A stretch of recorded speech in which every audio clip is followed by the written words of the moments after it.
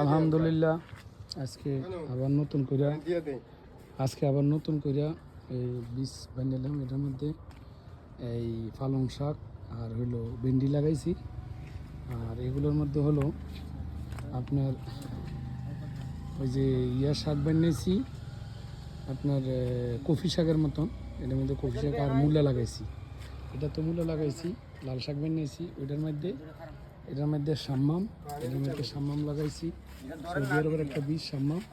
আর হইলো লাল শাক বানিয়েছি। আর এটা হলো আমার পেঁপে গাছ। সকলে দোয়া করবেন, এই যে তারা গাছ করতে আছে, এগুলো তো আছে দেখছেন, এগুলো আগের থেকেও আছে ইনশাল্লাহ। অন্য গাছ আছে, এই যে একটা মালটা এটা ধরেছে, পেঁপে গাছ আছে ইনশাল্লাহ। বুঝতে পারছেন নি, এখানে একটা মালটা আছে।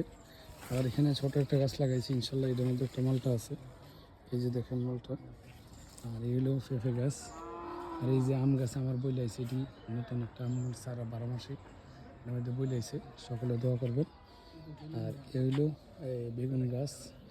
আর এটি হলো ধুন্দুল কই আর কি আমরা এলাকাতে, কিন্তু আসলে এটা এই শশী বলা হয়। তো এই হলো আমার ছাদ বাগান, আপনারা সকলে দোয়া করবেন। এই যে লোক বিভিন্ন কাজ করে দিয়েছি, আর ওই দিকেও আছে আপনারা জানেন।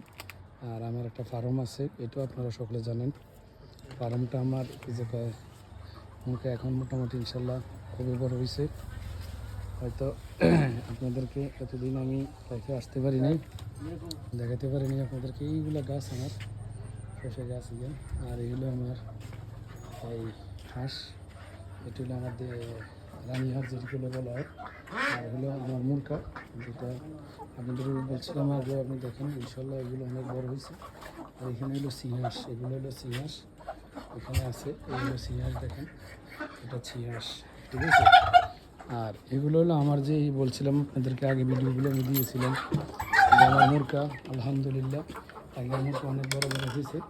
অনেক সমস্যা হয়েছে, এই শ্বাস আছে, এগুলো টাইগার মুরগা, ঠিক আছে। এই দেখেন এই হলো অবস্থা, ঠিক আছে। আপনারা সকলে দোয়া করবেন আমার এই ফার্মের জন্য, যাতে আমি আরও উন্নত করতে পারি। আর ঠান্ডা লাগছে, ঠান্ডা থেকে আমি একটু খুব বিপদে আছি, কিছু করছি, ওই সাইডেও আছে এই সাইডেও আছে। ওকে, সকলে ভালো থাকবেন, আমার জন্য দোয়া করবেন।